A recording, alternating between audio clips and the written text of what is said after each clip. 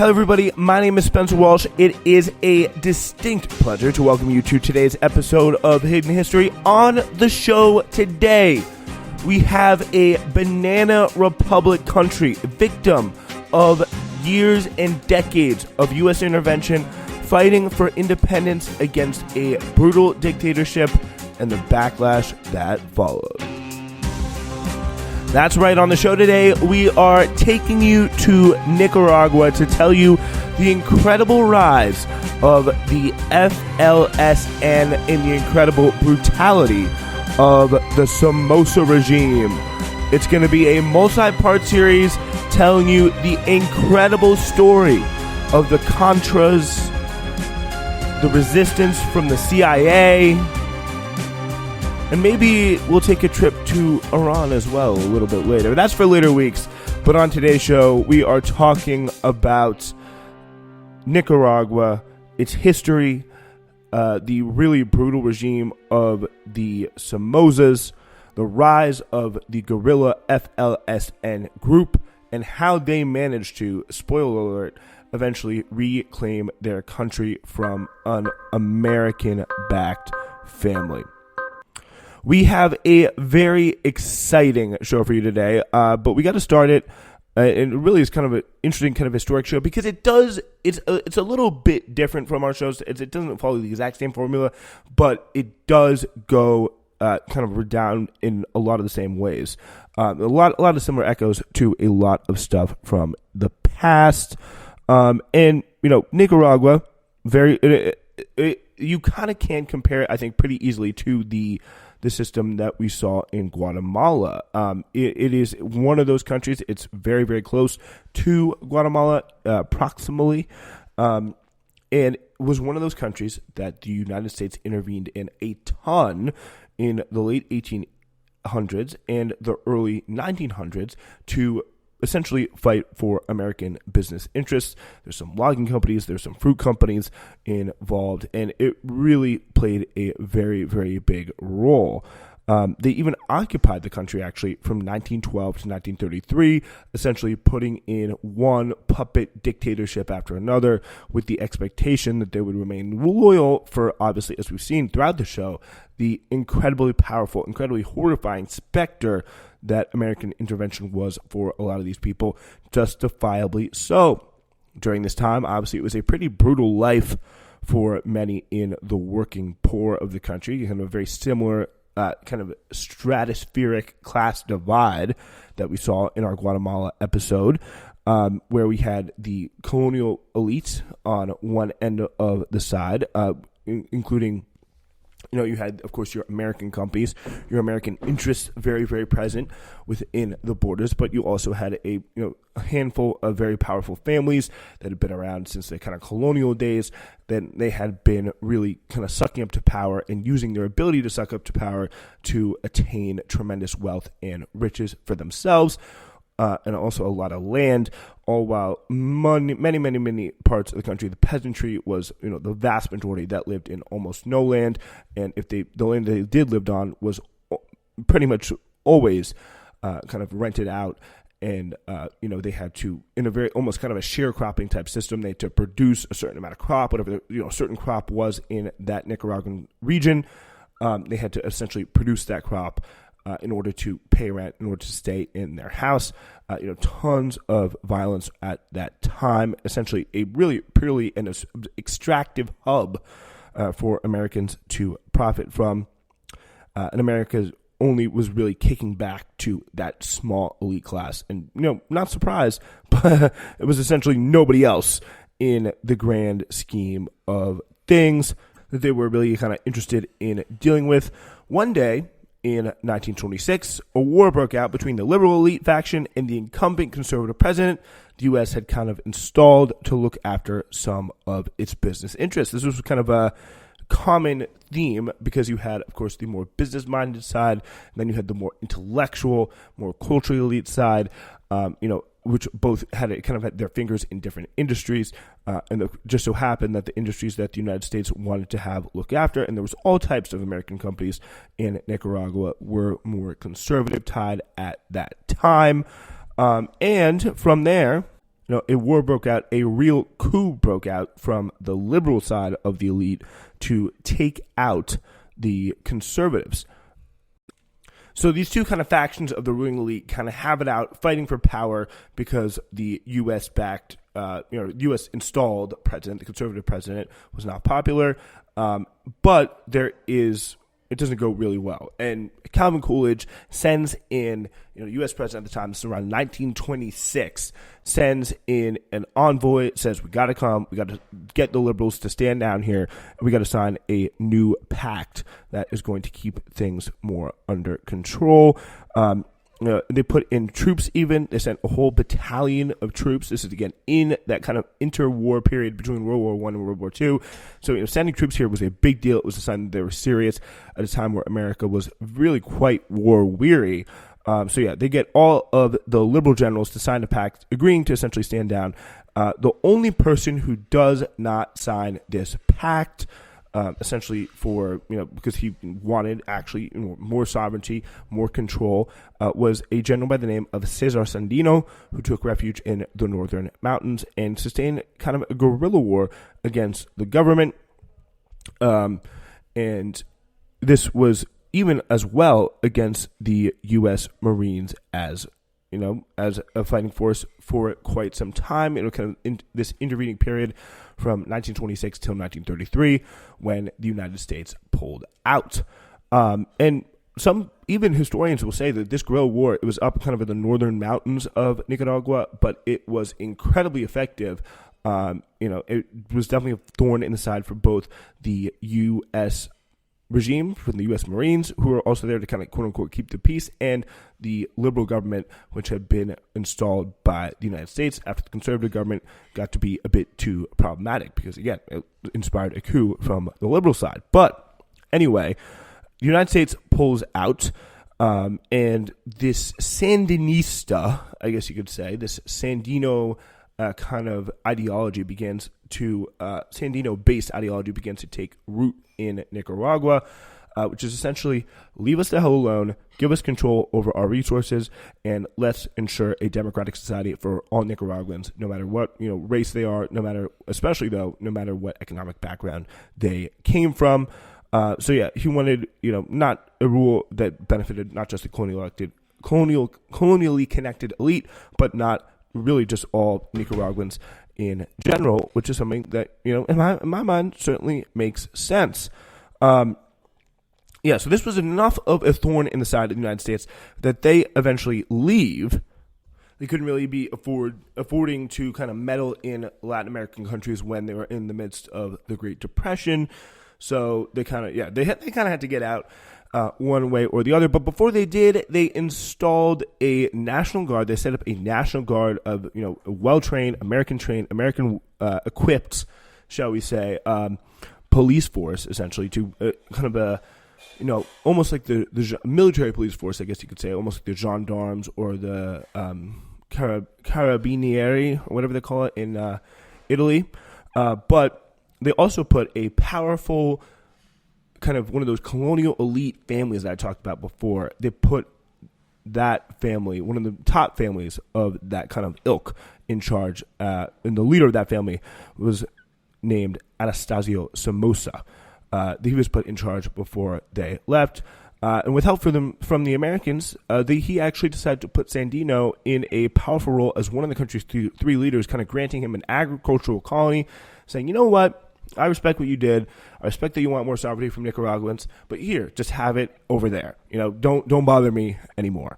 But he kind of settled in, got himself comfortable, began to consolidate power. Really suck up a lot of the extractive capital that the United States had kind of left unattended. They said, "Hey, I'll take that extra money lying around," and he began to get a little antsy, saying, "Hey, I like this power. I would not want any, say." Rebellious former general who has a lot of support in the northern part of the country to come and undermine it. So he says, why don't I call Cesar Sandino, the former general, out from his colony that I gave him for a meeting, and then he shoots him in that meeting in Managua, assassinates him. So that was a very, very pretty big deal. for the Nicaraguans at the time. He, shot Sandino, executed hundreds of his supporters, including men, women, and children, all with the full backing of the United States at the time. FDR said, he may be a son of a bitch, but God damn it, he's our son of a bitch. But yeah, so that was the grand take there on Somoza at this time from the government. But because of that, because a lot of the friction that people were saying, people in Nicaragua were pretty happy to get the United States out of there. They did not want someone who's essentially going to do the same thing. And this poet actually shot the elder Somoza in just a few months, a very, very short period of time after he got into office. This was something that wasn't really in the grand scheme of things historically was not the most massive defeat for the movement, because they essentially immediately put his son in charge. Another Anastasio, and Luis, who were both deeply tied to Americans. Anastasio even went to West Point, and the speculation was he could speak better. I'm researching this. You hear him speak, and he almost sounds like an American. You got to realize, okay, wait, this guy's from Nicaragua. But yeah, spent a lot of time in America. Really was somebody who was, kind of very, very committed to that stuff. And as he was really going to begin to perfect his father's practice, Anastasio Jr., essentially, the real Somoza, who would come to really dominate for a lot of what people call, just the general Somoza regime, he began to consolidate power way more effectively. All dissent essentially abolished, torturing, killing, and disappearing of dissidents, violence against peasants and student protesters, as well as a corrupt funneling of wealth to the top that resulted in widespread inequality and electoral fraud, the stealing of international aid, and even the use of death squads against dissidents. Those death squads were even notably known for throwing some political prisoners into a volcano near Managua, the capital city, which proved to be quite a kind of enduring image, a fear-spreading image around the area, but also a real kind of rebellion-inducing image as the general period of the 50s and the 60s began to play out. He essentially experienced incredible wealth at the hands of the peasantry. It was a really, tough, challenging, aggressive regime that was not going to allow any, and it was really over aggressive. It was even more aggressive than a lot of the, kind of tough U.S.-backed colonial regimes that, we'll see. They'd go around, again, death squads. They'd go around attacking people left and right. Any mere suspectation of involvement with any sort of resistance group, the people we'd come to know later as the Sandinistas didn't really form until the mid-60s and were very, very small for a good portion of the 1960s, the far majority of the 1960s. But, there was still resistance. There was a massive massacre at Leon, the city of Leon, during a student protest. It was really that repression, that kind of freedom of thought in a very big way was stifled, and the brutality which was stifled was one big mark against the regime. Another was, again, this funneling of resources, funneling of wealth, and the absolute refusal to give up anything. Not only were the peasants getting any better, they were working on plantations of about, again, $1 a day where they would receive in wages, but they would really go ahead and even monopolize all the industries just for their family. They would monopolize a lot of the key industries. A lot of them, of course, the ones the United States weren't already, occupying. A lot of the profits they would take, and they would not even share among, the other economic elite of the country, which did not even make them very many friends there. Which, when push came to shove for Somoza, was probably not the best political decision. So the brutality of the regime he founded led to the founding of a new group. This was founded by students. And it was kind of had the aim of following through on the principles of Sandino. It was called the Frente Sandinista de Liberación Nacional, the Sandinista Liberation Front, or FLSN. The coalition was made of students and intellectuals who were inspired by Cuba and wanted independence and sovereignty and freedom of thought and control over their own destiny, that idea that we've talked about in so many other countries where they're just saying, listen, we don't even necessarily want to go communist. We essentially want to have a true explanation. We want to have a true just ability to decide what happens in our country, within our borders, with our resources. and actually redistribute wealth economically or efficiently and fairly. For the first time, we want to have the right to do that. We want to have the ability to do that. And that is something the United States fundamentally, in all these countries, was not prepared to give. That was one part of this FLSN coalition. Then you had, of course, the farmers who were, again, as I said, tired of working as hell on $1 a day. So they were, really rapidly gaining support on this. On top of all the brutality and the repression, Nicaraguans were also really being poisoned by American companies. Longleaf Pine, for example, is in Nicaragua. It's U.S. owned, and they pay the Somoza family millions of dollars in exchange for favorable benefits for their country. So again, the economic engines that the Somozas didn't directly own, the U.S. companies paid them money for the privilege of doing essentially whatever they wanted, getting dirt cheap labor, extracting without any regard for the local public, and paying them almost nothing. They didn't have to. This pine company, as one instance, didn't have to reforest and plant back old trees, and they cut down all the pines along the Nicaraguan coast by 1961. This meant that more cattle farming would become popular, and by the mid 60s, early 70s, the number one source of beef for Americans was from Nicaragua.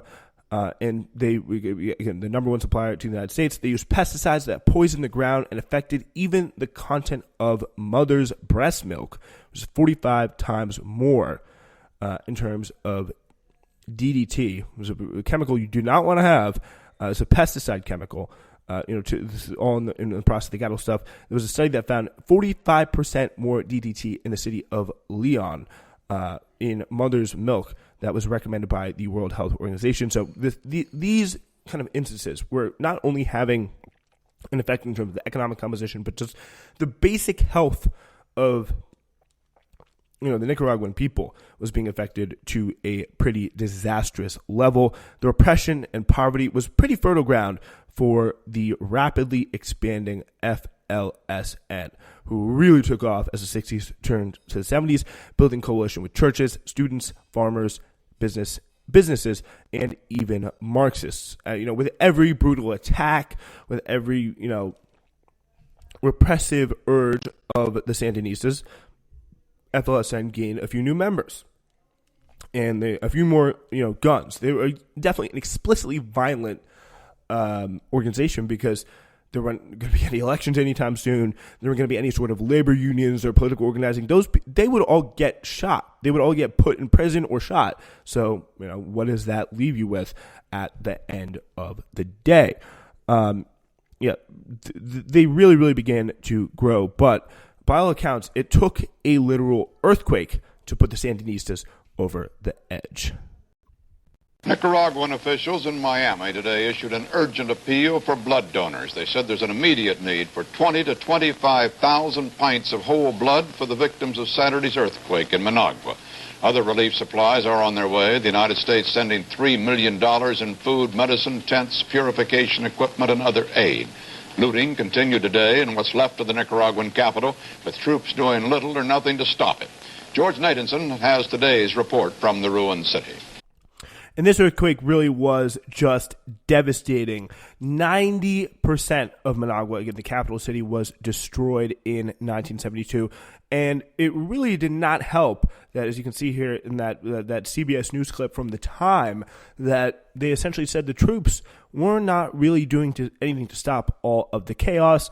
The National Guard then began to shoot looters, essentially on the spot. There's another clip that is an interview of one of them essentially admitting as such. And a big part of that was because the Somoza government essentially pretty blatantly stole a lot of the money, including some of the international aid, misappropriated it. This was another way of putting it, the way of putting it more diplomatically. But they essentially, it did not get from point A to point B being the people of Nicaragua. And there was a real problem in terms of aid and in terms of recovery. Again, 90% of the city was destroyed. Pretty much everyone there was sleeping in tents. It was an absolutely devastating earthquake in the capital city. And he essentially really refused to help. Essentially, you know what, you're intense, it's all good. And that was really a big thing that spurred Roberto Clemente to come try and gather aid for the city. And because he used to play, he's from Puerto Rico, but he actually used to play baseball there at the time. Or when he was coming up, but he obviously died on the plane crash over there. But he was there trying to give aid because the lack of access to aid was such a big problem because of the real blatant mishandling and the blatant corruption of the in the way the aid was processed by the Nicaraguan government. So it was really, really clear and really, really beneficial, at least to the FLSN, really flooding their ranks. They're beginning to receive Soviet and Cuban support. And just a few years later, it was time for them to have their first kidnapping. This kind of set the standard. This kind of set the model for them and how they, plan to do this type of stuff. This is from the New York Times at the time. A group of prominent Nicaraguan businessmen and politicians kidnapped by leftist guerrillas at a Christmas party on Friday were freed unharmed today, minutes before their captors flew to Cuba in exchange for the lives of 13 hostages, who included 2 ministers and 3 ambassadors. The government of General Anastasio Somoza Debayle ordered the release of 14 political prisoners. These also flew to Cuba at noon today. In addition, the regime paid the guerrillas a $1 million ransom and permitted the publication and broadcast of fiercely anti-government sentiment. So it was a really kind of big moment and a very humiliating moment because it kind of marked the beginning of the end, essentially, for the Somoza government. This was something that he kind of realized in his memoirs at the time. This really helped demonstrate that the FLSN was for real. More kidnappings continued through the 70s, and the FLSN began to morph from a guerrilla group, kind of a terroristic organization, I guess freedom fighters, depending on your definition, into a real, true army. And this really kind of hit its biggest point on the 22nd of August 1978, when the FLSN staged a massive kidnapping operation led by Edan Pastora. The Sandinista forces went into the national parliament, captured 2,000 hostages. While the legislature was in session, Pastora demanded money, the release of the Sandinista prisoners, and a means of publicizing the Sandinista cause. After 2 days, the government agreed to pay a $500,000 ransom to release certain prisoners, marking a major victory for the FLSN. Revolts against the state and guerrilla warfare continued as the Sandinistas received material support from Venezuela and Panama, including more additional support from Cuba, which is a very, very big deal. So that 1978 kidnapping was probably their crown jewel as far as kidnapping is concerned. They got a ton in exchange for that. It really became a kind of a calling card for the FLSN, but they could also fight and take cities too. They were really scaring, obviously, the Somoza government. Martial law was declared in 1975, and the American trained and set up. They set this up. Remember, way back in 1926 when they left, or when they pulled out in 1933, they set up the National Guard. They armed it. They trained it. And they were the ones gallivanting through the country, raising whole villages suspected of Sandinista support. But Gerald Ford, all the while, continued to support the Somoza government. Another big tipping point came later that year in 1978 when Pedro Chamorro, the popular publisher and journalist, was murdered in the streets. Chamorro was the editor of La Prensa, which is a very popular newspaper and kind of the voice of the, not a crazy voice, not really aligned so much with the FLSN. He was definitely had ties to the kind of older Nicaraguan establishment, but when he was murdered, boy, did all hell broke loose, because he was seen as a kind of the moderate voice, and it's like, if you're taking him away, then what the hell do we have left, was kind of the sentiment. And 50,000 people went in the streets for his funeral. It was a huge deal. A general strike was called after that, demanding an end to the dictatorship. Meanwhile, the Sandinistas began to push into major cities, expelling National Guard troops. The Somoza regime was thoroughly spooked, responding with bombing and increasing violence and repression. They essentially began to consider a bombing campaign especially in some of the southern cities where the Sandinistas were really coming through, as they had started from their beachhead was in Costa Rica, so they're able to work their way up from the south. And when they took the city of Leon, the response from Somoza at the time was just bomb everything that moves there until it stops moving. So you can get a sense of what things were like going on there. Even Jimmy Carter at that point was like, I don't know, enough is enough. And the U.S. government was thoroughly spooked, at least some parts, but others continued to press on for the Somoza regime. They continue to support the Somoza regime. Why? Because they didn't want the Sandinistas coming to power in the height of the Cold War. So if that is the price, well, anything is worth not paying that price to certain people in the U.S. government, as I hope you'll learn by now if you've listened to this whole season of Hidden History. It was a really, really drastic moment. They tried to force him to leave, but then other kind of external resistance from other government forces in the U.S. government stopped that push. But what happened to journalist Bill Stewart really pushed the American press to finally cut ties, and then Jimmy Carter and the entire American government would soon follow. Bill Stewart was essentially your average run-of-the-mill ABC nightly news correspondent who was in Nicaragua to cover this stuff. And the press, had been increasingly demonized. It had been characterized by Somoza and the Somoza press as internationally as a communist, an arm of the communist plot. But this old news clip essentially describes what happened to the ABC newsman as he tried to cover action of what was happening in the slums of Managua at the time. Stewart was with this man, an ABC technician, and with a cameraman, an interpreter, and a driver. An ABC technician watched from the truck as Stewart and an interpreter walked toward a group of soldiers just standing around. The ABC cameraman taped this scene. The audio is kind of bad here, but you can see the guards demanding the reporter Stewart, who's in white, to lie down on his stomach and facing the floor. You want to get out? No, I'll stay right in here. Let him see the picture. There's the camera. And the people in the truck you hear talking about the camera, they are saying, oh shoot, the guards don't see that we're filming them. What are they going to do? And then just moments later, Stewart is shot on the road, lying down face first, executed summarily. And that footage is then smuggled out and broadcast, of course, all on the nightly news. Big news in America. They, quote unquote, put the guard on, essentially the equivalent of, putting a cop that just shot someone on like desk duty. It was a punishment to, trying to escape the furor that was coming their way. But that essentially was it as they cut ties right there. So they cut off support from the FLSN and cut off support, from the Somoza government, Carter did. And then from there, FLSN surged instantly. There were general strikes called, but FLSN pushed through some of the major cities and eventually got to Nicaragua's capital, Managua, closing in with really the broad support of the people. This is a definition of them being kind of viewed as liberators. Then it was finally time.